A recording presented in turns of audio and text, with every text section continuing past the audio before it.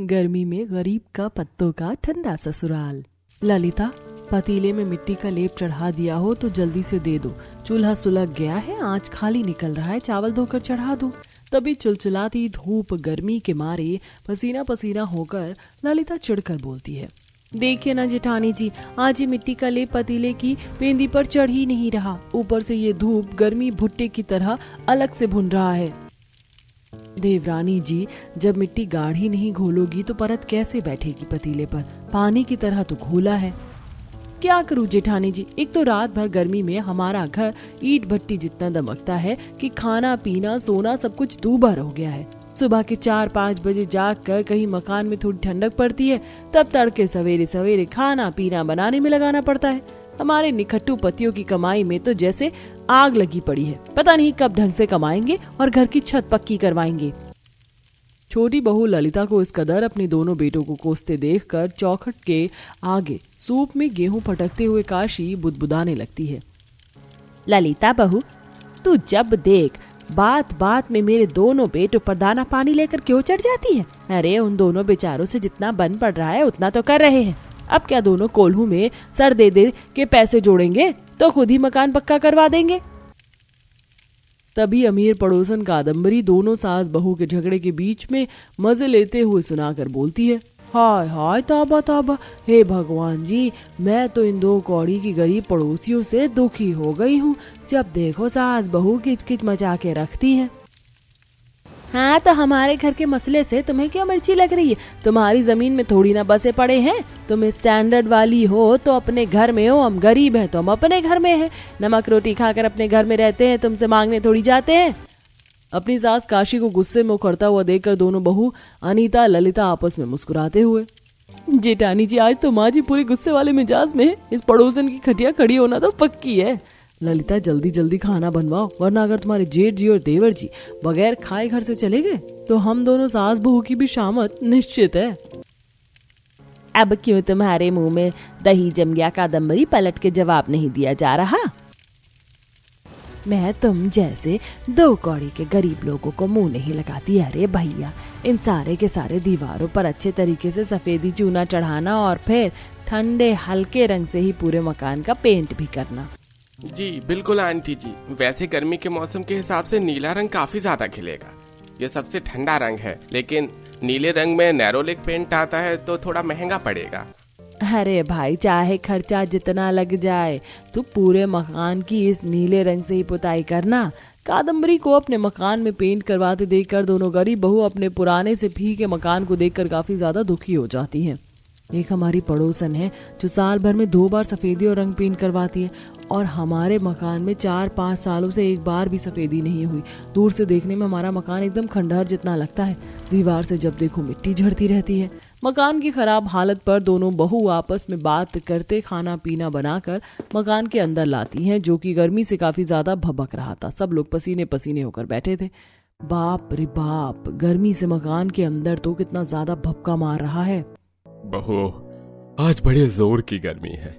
मकान के भीतर बैठे बैठे गर्मी से मेरा तो दम घुटने वाला हाल है। बाबूजी, हम खाना परोस के लाए, आप खा लीजिए, हम हाथ पंखा कर देते हैं।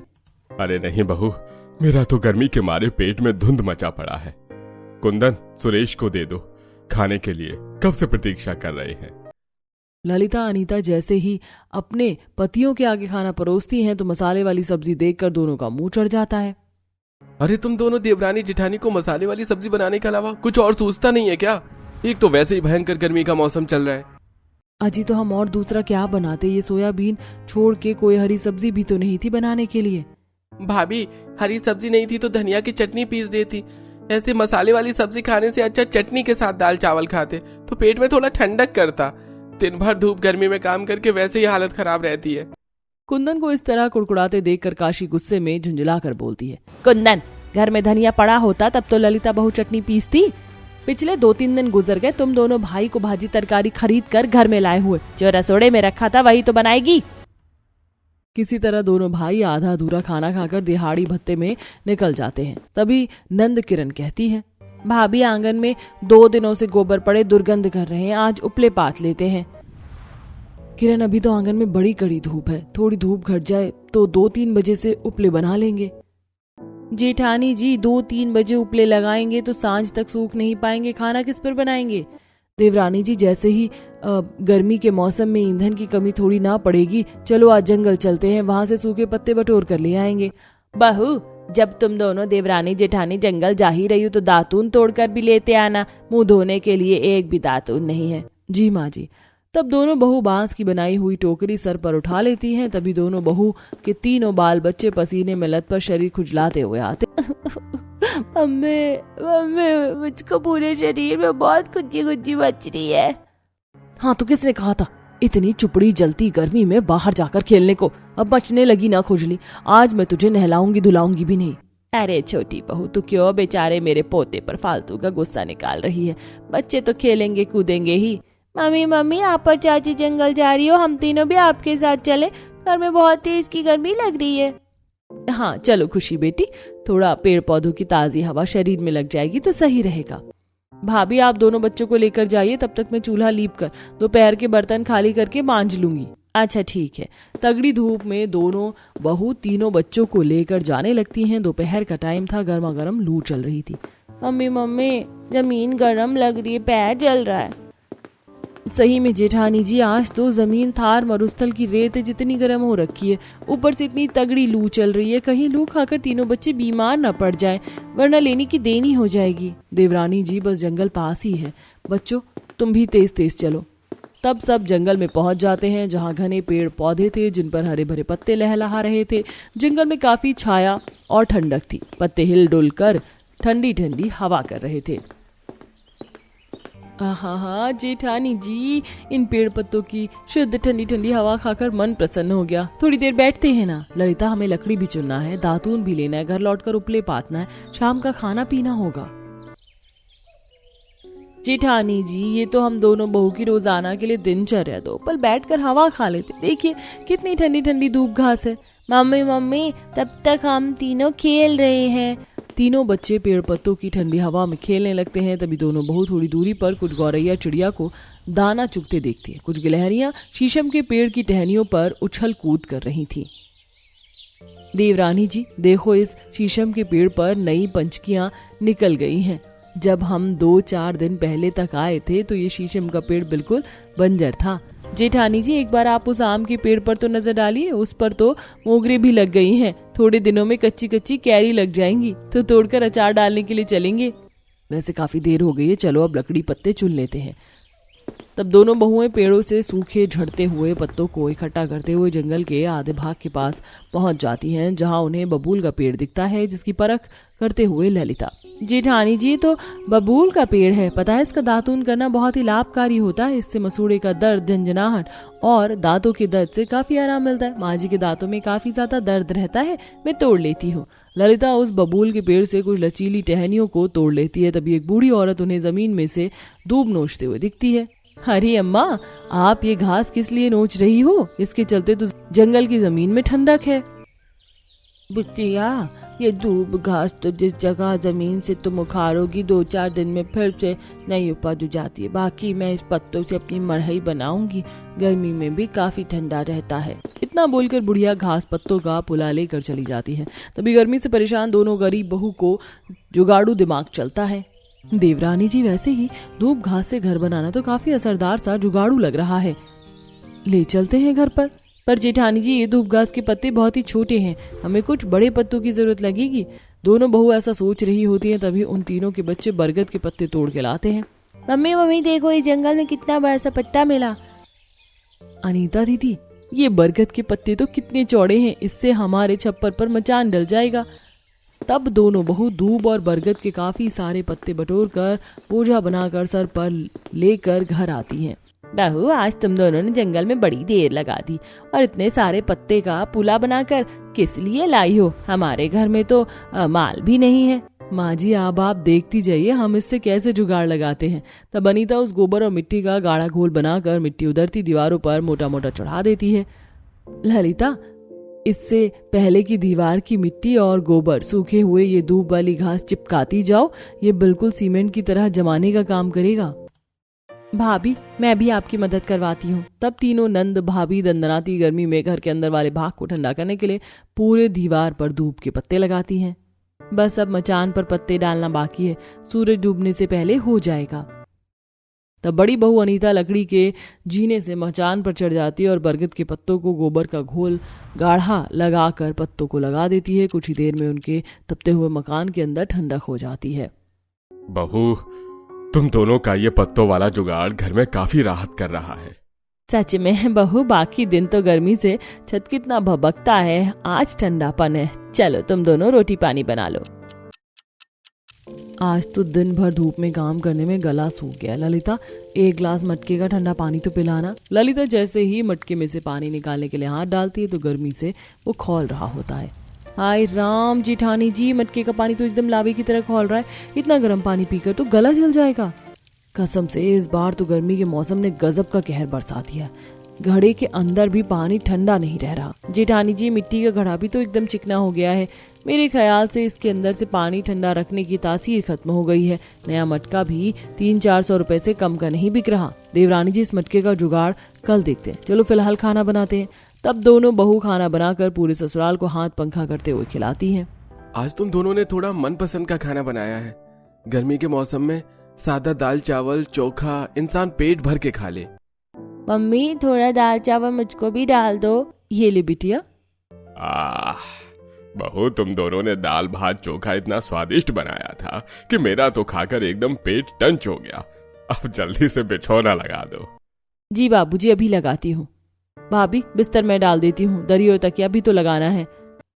तब सब लोग गर्मी में एक लाइन से दरी पर लेट जाते हैं। तभी बिस्तर गर्म हो जाता है। बहू, इतनी गर्मी में ये दरी का बिस्तर मत लगाया करो, ये बहुत ज्यादा दमकता है। अजी, घर में दूसरा बिछौना भी तो नहीं है बिछाने को। सो जाओ चुप करके। कहर ढाती गर्मी में पूरा परिवार किसी तरह दरी पर ही सोकर रात काटता है। अगले दिन बहू दोबारा से जंगल जाती हैं, जहाँ शीशम के पत्ते को जमीन पर झड़ा देखकर ललिता के दिमाग की बत्ती जलती है।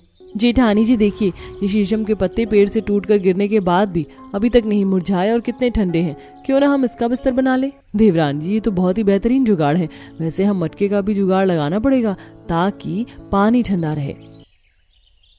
तभी अनीता केले के पेड़ को देखती है और 2 से 4 पत्तों को तोड़ लेती है। इन 2-4 केले के पत्तों में मटके का जुगाड़ बैठ जाएगा।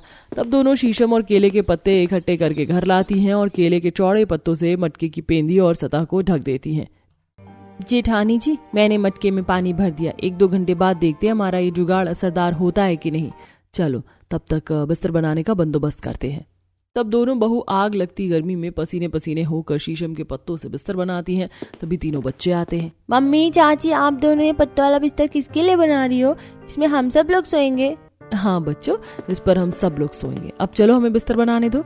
अरे बहू, दिन भर आज तुम दोनों ने बिना खाए निकाल दिया। 2 टुक रोटी तो खा लो, बिना दाना पानी खाए लगी हो। माँ जी, बस थोड़ा समय और लगेगा, फिर हम खा लेंगे। लगभग 3-4 घंटे की कठिन परिश्रम के बाद दोनों बहू पत्तों से बड़ा सा बिस्तर बनाती हैं। देवरानी जी, इन बड़े बिस्तर में तो हमारे ससुराल के सब लोग एकदम फैल के सो जाएंगे। वैसे आज तो इस पत्तों के बिस्तर पर काफी चैन की नींद पड़ेगी। दीदी, गर्मी और पसीने से शरीर भी चिपचिप नहीं करेगा। तब दोनों बहू खाने बैठती हैं और जैसे ही पानी पीती तो बिल्कुल ठंडा होता है। अरे वाह, हमारा पत्तों वाला जुगाड़ तो एकदम रामबाण साबित हुआ। मटके का पानी एकदम बर्फ के जितना चिल्ड हो गया है।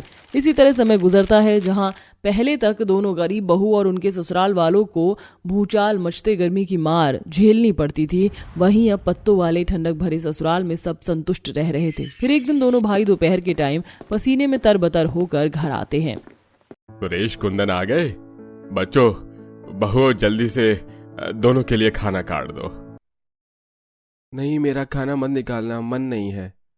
अरे सुरेश, मैंने बहू को बोलकर तुम दोनों के लिए अभी अभी गरम गरम रोटी बनवाई है, दही भी जमा रखी है, खा लो। माँ, रात में खा लेंगे, अभी गर्मी से बिल्कुल भी मन नहीं है। तुम दोनों का मन तो ठीक है ना, दिन भर इतनी कड़ी धूप में खटते हो तो लू तो नहीं लग गई। तभी काशी देखती है कि दोनों के पीठ में लाल लाल घमौरी निकली हुई थी। हे भगवान जी, तुम दोनों के शरीर में इतने दाने घमौरी कैसे हो गए? अनीता बहू, सुरेश की पीठ में थोड़ा पाउडर लगा दे। माँ जी, ये घमौरी पाउडर से नहीं छूटेगा, नीम के पत्तों से लेप करना पड़ेगा। पर बहू, हमारे आंगन में तो नीम का पेड़ भी नहीं लगा। माँ जी, मैं जंगल से लेकर आती हूँ। दोनों बहू चिलचिलाती धूप में जंगल जाती और नीम का पेड़ ढूंढने लगती हैं। जेठानी जी, हम दोनों ने पूरा जंगल छान मार लिया, लेकिन नीम का पेड़ तो कहीं भी दिखाई नहीं दिया। लगता है ही नहीं। ललिता, मैंने जंगल के आखिरी छोर में बड़ा सा नीम का पेड़ देखा था, बस थोड़ा और आगे चलना है। कुछ देर आगे चलने पर दोनों को नीम का पेड़ नजर आता है जिस पर नीम के पके हुए फल लगे थे। देवरानी जी इन फलों को भी चुन लेते हैं। पता है, जितने ये नीम के पत्ते गर्मी के मौसम में लाभकारी हैं, उतने ही ये नीम के पके हुए फल भी इसकी गोली बनाकर खा लेने से फोड़े फुंसी कुछ नहीं निकलता। अनीता भाभी, मुझे तो इस नीम फल के फायदे के बारे में मालूम ही नहीं था। तब नीम के ढेर सारे पत्ते और पके हुए फल चुनकर दोनों जंगल से वापस जाने लगती हैं तो उन्हें खजूर का पेड़ दिखाई देता है जिस पर जमाट पत्ते उगे थे। जेठानी जी देखिए, खजूर का पेड़ है। पता है, इसकी पत्तों की झाड़ू बहुत मजबूत और टिकाऊ होती है। वैसे हमारी झाड़ू भी एकदम पुरानी और खराब सी हो गई। इन खजूर के पत्तों को ले चलते हैं और अपने आप ही झाड़ू बना लेंगे तो खरीदनी नहीं पड़ेगी। वैसे भी फूल झाड़ू तो 80 रुपए के दाम से नीचे की नहीं बिकती। अब एक बहू खजूर की डाली को झुकाती है तो दूसरी बहू खजूर के कुछ पत्तों को तोड़कर ले आती है। तब सिलबट्टे पर पत्तों को पीसकर ललिता सबको लेप बनाकर लगाती है जिससे उन्हें काफी ठंडक महसूस होती है। ये नीम के पत्तों का लेप कितना ज्यादा ठंडक दे रहा है, वरना तो कितने दिनों से घमौरी झेलकर हमारी तो जान ही निकल गई। मम्मी ये लेप बहुत ही ठंडा ठंडा चिल है, मुझे भी खुजली खुजली मच रही है, मैं तो ये रोज लगाऊंगा। देखना, जैसे ही ये नीम के पत्तों का लेप सूखेगा तो सारी गमौरी दाने मर जाएंगे। पूरा ससुराल नीम के ठंडे पत्तों का लेप लगा लेते हैं। जैसे जैसे लेप सूखता है और जब वह सारे लेप उतार कर देखती है तो उनको तरोताजगी की अनुभूति होती है। सच में यह उपाय तो बहुत ही कारगर था। जब से गर्मी में काम करके हमें घमौरी लगी थी, पीठ में मिर्ची की तरह जलन कर रही थी, चींटी सा काट रहा था, लेकिन अब एकदम ठंडक है। अगले दिन सुबह सुबह दोनों गरीब बहुएं खजूर के पत्तों की 2 झाड़ू बनाती हैं। अब इस खजूर के झाड़ू से घर एकदम अच्छे से साफ सुथरा होगा। अनीता जैसे ही खजूर वाली झाड़ू से घर आंगन बाहर कर देखती है तो वह धूल मिट्टी अच्छे से साफ कर देता है। अरे वाह देवरानी जी, वैसे तुम्हारा खजूर का झाड़ू बनाने का जुगाड़ तो बहुत ही धांसू था। घर द्वार एकदम दूध की तरह चमक गया। और अब तो 6 महीने के लिए झाड़ू खरीदने की छुट्टी हो गई। ये 2 झाड़ू तो 6 महीने बड़े आराम से चलेंगी। इसी तरह जब भी दोनों गरीब बहुएं गर्मी में परेशान होती हैं तो पत्तों से घर के अंदर ठंडकपन लाने का जुगाड़ तलाशी लेती। अब देखते देखते बरसातें लग जाती हैं। तब दोनों आंधी पानी में आम चुनने के लिए जंगल आती हैं।